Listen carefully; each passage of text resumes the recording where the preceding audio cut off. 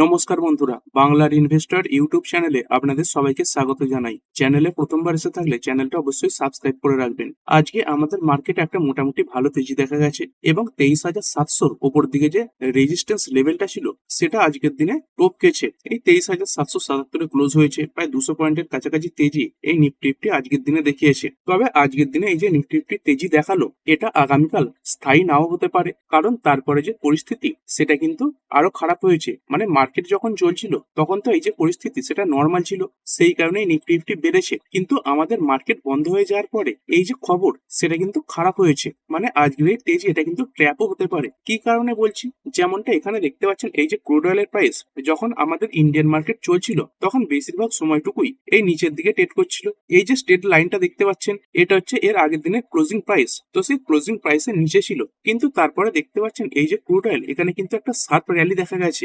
যদি বর্তমানে ক্রুড অয়েলের কথা বলি, দেখতে পাচ্ছেন যেটা আমাদের ইন্ডিয়ান মার্কেট চলাকালীন এই 101-2 এরকম জায়গাতে ট্রেড করছিল, সেটা এই মুহূর্তে মানে ব্রেন্ট ক্রুড 4.65% বেড়ে এই 108-এর কাছে ট্রেড করছে। এবং তারই সঙ্গে সঙ্গে WTI ক্রুড এটাই 95-96-এর কাছাকাছি এসে থেমেছিল, সেইখান থেকে আবার কিন্তু এই 98.5-এর কাছাকাছি পৌঁছে গেল। এই যুদ্ধ পরিস্থিতি এটা কিন্তু আবার বেশি বেড়ে গেছে। আর কার পরে বেড়েছে, এর আগের দিনে এই রিপোর্ট সামনে এসেছিল, এই ইরানের ন্যাশনাল সিকিউরিটি চিফ এই আলী লারিজানি এনার মৃত্যু হয়েছে। তবে সেটা শুধুমাত্র রিপোর্টের মাধ্যমেই ছিল। তবে আজকের দিনে দেখতে পাচ্ছেন ইরান সেটাকে কনফার্ম করে দিয়েছে, মানে এনার যে মৃত্যু সেটা হয়ে গেছে। এবং তারই সঙ্গে সঙ্গে প্রেসিডেন্ট এই পেজেসকিয়ান তিনি কন্ডোলেন্সও জানিয়েছেন। আর এত বড় একজন টপ অফিসিয়াল এনার মৃত্যুর পর ইরান তারা স্বভাবতই এই যে রিভেঞ্জ সেটা নেওয়ার জন্য কি করেছে, বিভিন্ন মিসাইল অ্যাটাক এগুলো লঞ্চ করেছে। কাদের উপর লঞ্চ করছে, এই ইসরায়েলের উপর লঞ্চ করছে। এবং তার সঙ্গে সঙ্গে যে সমস্ত দেশে এই আমেরিকার ঘাঁটি রয়েছে সেখানে বিভিন্ন মিসাইল লঞ্চ করছে।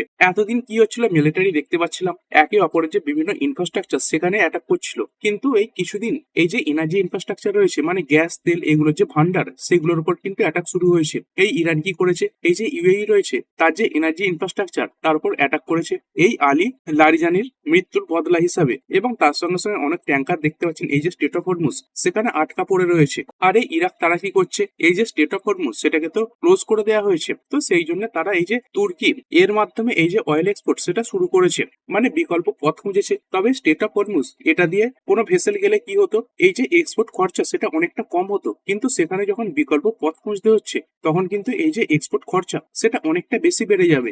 যদিও আজকে পর্যন্ত খবর ছিল, দেখতে পাচ্ছেন এটা সকালের খবর প্রায় 11টা পর্যন্ত, যে স্টেট অফ হরমুজ দিয়ে মোটামুটি 90খানার মতো শিপ পাস হয়েছে। তবে দেখতে পাচ্ছেন সেগুলো কারা পাস করেছে, এই ইরান এরা পাস করেছে। কারণ তারা কি করছে, তারাও তাদের দেশের যে বিভিন্ন অয়েল তারা উৎপাদন করছে, এলপিজি উৎপাদন করছে, সেগুলোকে ব্যারেলের মাধ্যমে অন্যান্য দেশে পাঠাচ্ছে, মানে বিশেষ করে চায়নায় পাঠাচ্ছে। এবং এসবের কারণেই এই শিপের সংখ্যাটা 90-এর কাছাকাছি পৌঁছেছে। অন্যান্য দেশের যে জাহাজ সেগুলোকে কিন্তু সেভাবে অ্যালাউ করা হয়নি, এবং পারমিশন ছাড়া কোনো জাহাজ এই স্টেট অফ হরমুজ দিয়ে গেলেই ইরান সেটার উপর কিন্তু অ্যাটাক করছে। আর মোটামুটি আজকের দিনটাকে নিয়ে এই যে যুদ্ধ সেটা 19 নম্বর দিনে প্রবেশ করলো। এবং এই 3 সপ্তাহে দেখতে পাচ্ছেন প্রায় 2000-এরও বেশি স্ট্রাইক কিন্তু করা হয়েছে বিভিন্ন দেশের উপরে। আর আজকে মার্কেট বন্ধ হয়ে যাওয়ার পরে সব থেকে খারাপ খবরটা এসেছে, সেই কি খারাপ খবর, এখানে দেখতে পাচ্ছেন ইসরায়েল তারা কি করেছে, ইরানের যে গ্যাস ফ্যাসিলিটি সেটার উপর অ্যাটাক করেছে। আর এই আমেরিকার সাহায্যে অ্যাটাক করেছে, marking first strike on energy sector. মানে এই প্রথমবারের জন্য এই যে ইরানের এনার্জি সেক্টর রয়েছে তার উপর অ্যাটাক করা হলো। মানে এতদিন শুধুমাত্র মিলিটারিতে যুদ্ধ হচ্ছিল এটা দেখতে পাচ্ছিলাম, কিন্তু এখন এই যে ইরানের ব্যাকবোন রয়েছে, মানে ক্রুড অয়েলের ভান্ডার বলুন, তার সঙ্গে সঙ্গে এলপিজির ভান্ডার বলুন, এগুলোর উপরে কিন্তু অ্যাটাক শুরু হয়েছে। Iranian gas infrastructure at Iran South Pars and Asaluyeh hit in Israeli air strike. তো ইসরায়েল এরাই অ্যাটাক করেছে। এই ইরানের একটা semi official Tasnim news agency তারা এটা রিপোর্ট করেছে। কি রিপোর্ট করেছে, petrochemical facility in South Pars were targeted and that the extent of damage was not yet clear. মানে এই যে অ্যাটাক হয়েছে সেটাকে তো তারা কনফার্ম করেছে, কিন্তু কতখানি ক্ষতি হয়েছে সেটাকে তারা এখনো কভার করতে পারেনি। আর এই সাউথ পার্টস এটার উপর অ্যাটাক এটা আমাদের জন্য কেন চিন্তার ব্যাপার হতে পারে, দেখতে পাচ্ছেন এই সাউথ পার্টসের যে গ্যাস ফিল্ড রয়েছে is the world largest natural gas reserve. মানে এটা পৃথিবীর সব থেকে বড় ন্যাচারাল গ্যাসের রিজার্ভ। তো এটা জয়েন্টলি অপারেট করে কারা কারা, এই ইরান এবং কাতার মিলে। আর একজন ইসরায়েলি অফিসিয়াল তিনিও এটাকে কনফার্ম করেছেন যে আমেরিকার সাহায্য নিয়েই এই যে অ্যাটাক সেটা করা হয়েছে। তো বুঝতে পারছেন এই যে গ্যাস এখানে কিন্তু বিরাট বড় প্রবলেম দেখা যাবে। এবং তারই সঙ্গে সঙ্গে এই ইরান এরাই কিছু কিছু দেশকে স্টেট অফ হরমুজ দিয়ে যাওয়ার ব্যাপারে পারমিশন দিচ্ছিল। তো সেই যে পারমিশন সেটা কিন্তু এখন পুরোপুরিভাবে ব্লকও করে দিতে পারে। আর এর আগে ইসরায়েল তারা যখন এই ইরানের অয়েল ফেসিলিটির উপর অ্যাটাক করেছিল তখন এই আমেরিকা তারা নিন্দা জানিয়েছিল, কিন্তু দেখতে দেখতে পাচ্ছেন in the case of gas this appears to be less of a concern, the Israeli official explained. মানে এই যে গ্যাস ফিল্ডের উপর অ্যাটাক করা হচ্ছে সেখানে কিন্তু আমেরিকা কোনো প্রকার কনসার্ন জারি করবে না, মানে আমেরিকার এই ব্যাপারে কিন্তু প্রবলেম নেই এবং সেই ব্যাপারের জন্যই এই যে গ্যাসের ভান্ডার তার উপর কিন্তু অ্যাটাক করা হয়েছে এবং এর যে রিভেঞ্জ সেটা কিন্তু ইরান অবশ্যই নেবে।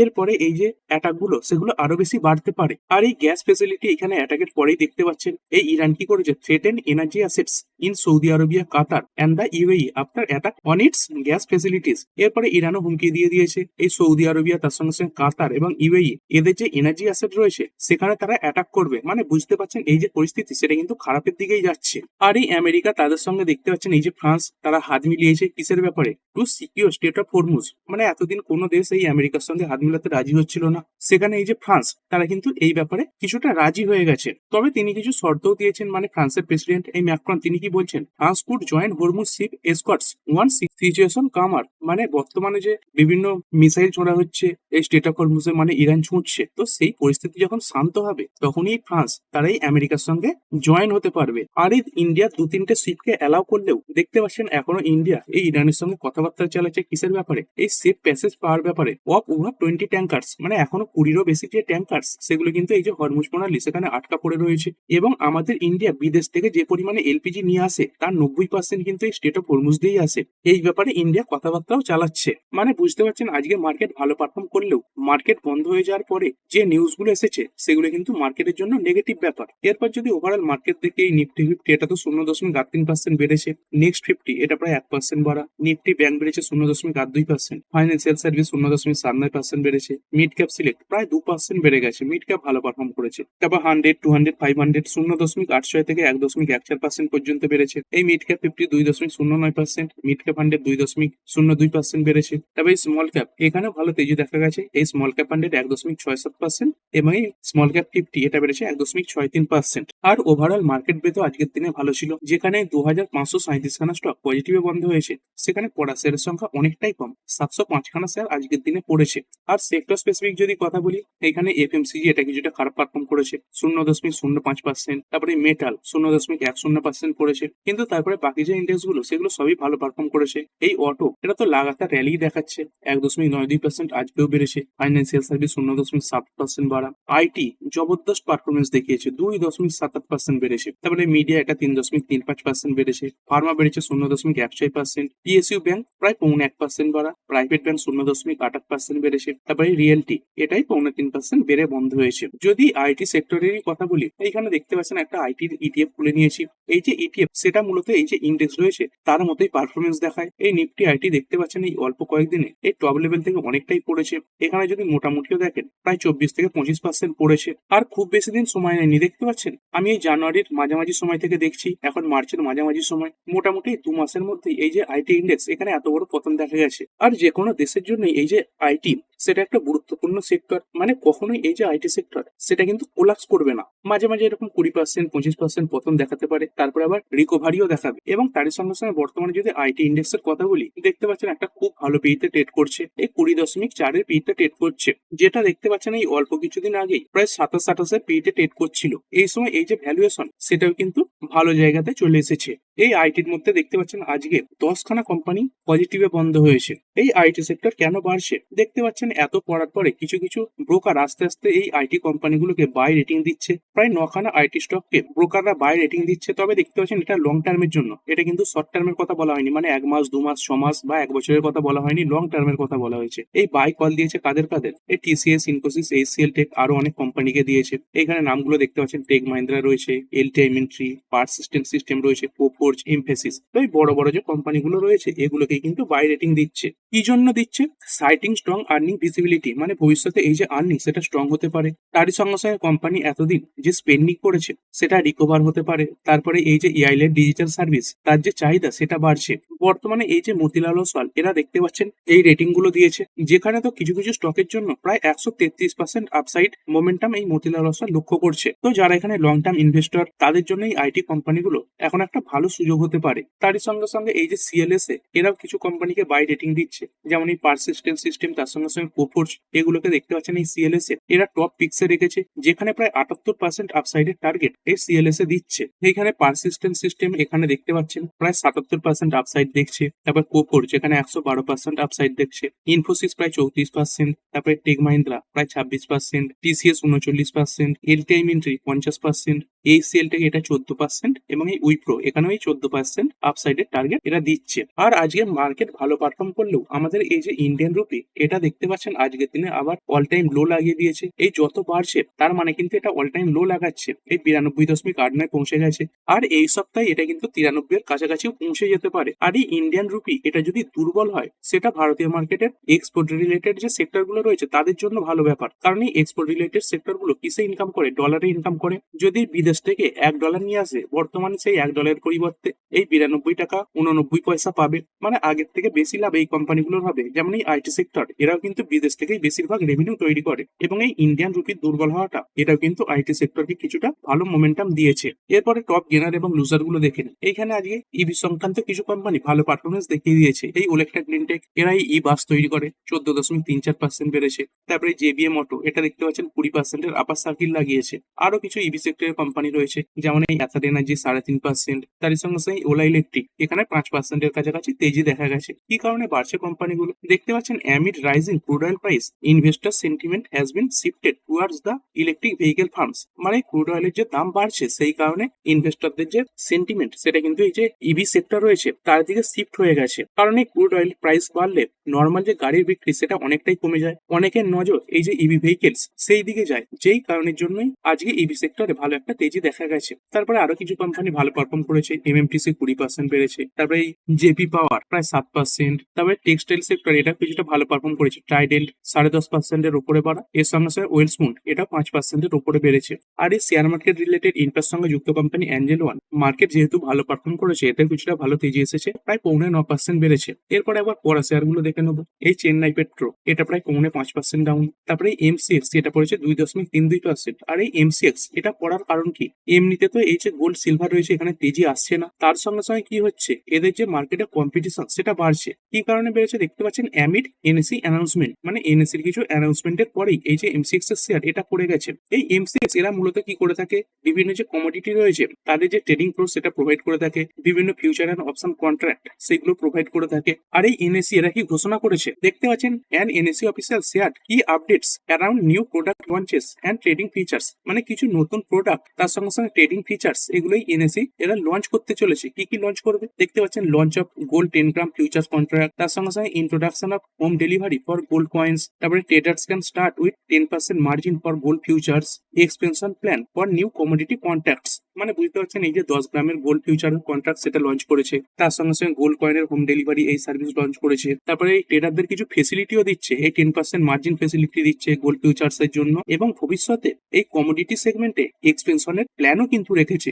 মানে এই এমসিএক্স এর জন্য এই যে কম্পিটিশন সেটা কিন্তু আরো বেশি টাফ হতে পারে, সেই কারণের জন্যই এই স্টকে প্রেসার এসেছে। তারপরে আইটিআই লিমিটেড প্রায় 4.5% ডাউন, হিন্দুস্তান জিঙ্ক এটা পড়েছে 1.62%। তারপরে একটি কোম্পানি ডি ডেভেলপমেন্ট দেখতে পাচ্ছেন 10% এর লোয়ার সার্কিল লাগিয়েছে। শুরুটাও ভালো প্রেসারই হয়েছিল, কি কারণে এখানে পড়েছে? কোম্পানি কিছু অ্যানাউন্সমেন্ট করেছে তারপরে পড়েছে। দেখতে পাচ্ছেন এই কোম্পানি তারা নিজেরাই কি বলছে, West Asia war impacts export order, মানে ওয়েস্ট এশিয়া এখানে যে বিভিন্ন ওয়ার হচ্ছে সেই কারণের জন্যই কোম্পানি যে এক্সপোর্ট অর্ডার সেখানে নেগেটিভ ইম্প্যাক্ট দেখা যাচ্ছে। কোম্পানির এই অ্যানাউন্সমেন্টের পরেই এই স্টকে ভালো পতন এলো, কারণ কোম্পানি নিজেই বলে দিচ্ছে তাদের এক্সপোর্ট কমে যাচ্ছে, অর্থাৎ পরবর্তীকালে যে নাম্বার সেগুলোতে প্রেসার দেখা যেতে পারে। এবং মূলত স্টেট অফ হরমুজ এটা ক্লোজারের কারণে এই যে প্রবলেম সেটা কিন্তু আরো বেশি হচ্ছে। আর এরপরে গভর্নমেন্ট এই যে হাইড্রো পাওয়ার সেই সংক্রান্ত কিছু ইনসেন্টিভ আজকে সামনে রেখেছে। এখানে যেমনটা দেখতে পাচ্ছেন cabinet approves race 2584 crore small hydro power development scheme, মানে গভর্নমেন্ট তার এই স্মল হাইড্রো পাওয়ার ডেভেলপমেন্টের জন্য 2584 কোটি টাকা বরাদ্দ করেছে। বুঝতে পারছেন এই যে বিভিন্ন রিনিউয়েবল এনার্জি সেইগুলোর দিকে সরকার জোর দিচ্ছে। এখন এই ক্রুড অয়েলের প্রাইস বাড়ছে, গ্যাসের শর্টেজ দেখা যাচ্ছে, এই কারণে ইনভেস্টরদের যে ফোকাস সেটা কিন্তু এই যে গ্রিন এনার্জি সেক্টর সেদিকে অটোমেটিক চলে যাবে। এর জন্য আপনি আপনাকে কিছুই করতে হবে না, কিছু শুধু সিস্টেম চালু করতে হবে। এই নদীতে যে জলের ফ্লো হচ্ছে, ন্যাচারাল ফ্লো, সেইখান থেকেই এই যে বিদ্যুৎ সেটা তৈরি হয়ে যাবে এবং একবার এই সিস্টেম চালু করলে দীর্ঘদিন কিন্তু চলে। যদি এই সেগমেন্টের কিছু কোম্পানি দেখেন এই খবরের পরে ভালো পারফর্ম করেছে, যেমন এই এনএইচপিসি দেখতে পাচ্ছেন 0.40% বেড়েছে, এই খবরের পরেই তেজি এসেছে। তারপরে দেখতে পাচ্ছেন কির্লোস্কার ব্রাদার্স, এরাও এই সেগমেন্টে কাজ করে, প্রায় 4% তেজিতে আছে। তারপরে এসজেবিএন, যেটা ওই 2.11% বেড়েছে। তারপরে কেপিআই গ্রিন এনার্জি, এখানেও দেখতে পাচ্ছেন প্রায় একই সময় করে একটা ভালো উপর দিকে তেজি দেখা গেছে। আর এই কমোডিটি মার্কেট এখানে কেমন কি পারফরমেন্স দেখা যাচ্ছে, এই গোল্ড সিলভার এখানে তো তেমন ভালো পারফরমেন্স দেখা যাচ্ছে না। এই গোল্ড ফিউচার্স এটা আজকের দিনে এই 2% পড়েছে এবং তারই সঙ্গে সঙ্গে এই যে সিলভার ফিউচার্স এখানেও 2%-এর কাছাকাছি পতন দেখা গেছে। এবং আজকের পতনের পর এই যে সিলভার ফিউচার্স এটা দেখতে পাচ্ছেন অনেকদিন পর এই 2.5 লাখের যে গন্ডি সেটা নিচে নেমে গেছে। আর ভিডিও শেষে একবার নিফটি দেখে নেবো। আজকে ইন্ডেক্স স্পেসিফিক ভালো তেজি দেখা গেছে, 35টা কোম্পানি পজিটিভে বন্ধ হয়েছে এবং 15টা কোম্পানি নেগেটিভে বন্ধ হয়েছে। আর এদের মধ্যে কোনগুলো সব থেকে ভালো এবং সব থেকে খারাপ পারফর্ম করলো, সব থেকে ভালো পারফর্ম করেছে জিও ফাইন্যান্স, 4.59% বেড়েছে। কোম্পানি কিছু সার্ভিস লঞ্চ করেছিল, কিসের ব্যাপারে? এরা এমন একটা সার্ভিস লঞ্চ করেছে যার মাধ্যমে আপনি এটিএম এ গেলে কোনো প্রকার এটিএম কার্ড ছাড়া এই যে টাকা সেটা তুলতে পারবেন। তারপরে ইটার্নাল বা জোম্যাটো এটা 3.44% বেড়েছে, গতকালও বেড়েছিল। তারপরে টেক মাহিন্দ্রা 3.05%, এটাই আইটি সেক্টর থেকে বিলং করছে। এইচসিএল টেক 2.79%, এটাও আইটি সেক্টরের কোম্পানি। তারপরে ইনফোসিস প্রায় 3.25% বেড়েছে, এটাও আইটি সেক্টরের কোম্পানি। আর যদি টপ লুজার গুলো দেখি, এখানে সিবলা এটা 1.19% ডাউন হয়েছে। হিন্দুস্তান ইউনিলিভার এটা পড়েছে 1.10%। কোল ইন্ডিয়া এটা পড়েছে 1%-এর ওপরে। এনটিপিসি এটা 0.94% ডাউন হয়েছে এবং এই সান ফার্মা এটা পড়েছে 0.72%। আর এই ভিডিওটা এখানেই শেষ করছি, পরের ভিডিওতে আরো কিছু নিউজ কভার করা হবে। তো ঠিক আছে বন্ধুরা, আশা করছি ভিডিওটা আপনাদের ভালো লেগেছে। আপনি চাইলে এটাকে লাইক এবং শেয়ার করতে পারেন। আর শেয়ার মার্কেট সংক্রান্ত ডেইলি নিউজ আপডেট পেতে চ্যানেলটা সাবস্ক্রাইব করে রাখবেন এবং পাশে থাকা বেল আইকনটি টিপে অল অবশ্যই সিলেক্ট করে রাখবেন, যাতে পরবর্তী ভিডিওর নোটিফিকেশন আপনার কাছে সময় মতো পৌঁছে যায়। আর হ্যাঁ, ভিডিওটি শুধুমাত্র ইনফরমেশন এবং এডুকেশনাল পারপাসের জন্য বানানো হয়েছে। আমি সেবি রেজিস্টার্ড নই, তাই কোনো প্রকার শেয়ারে কোনো প্রকার বাই, সেল, হোল্ড বা অ্যাভারেজ করার কোনো সিদ্ধান্ত নেওয়ার আগে আপনার যে ফাইন্যান্সিয়াল অ্যাডভাইজার আছে তার সঙ্গে অবশ্যই আলোচনা করবেন। দেখা হচ্ছে পরের ভিডিওতে। ধন্যবাদ।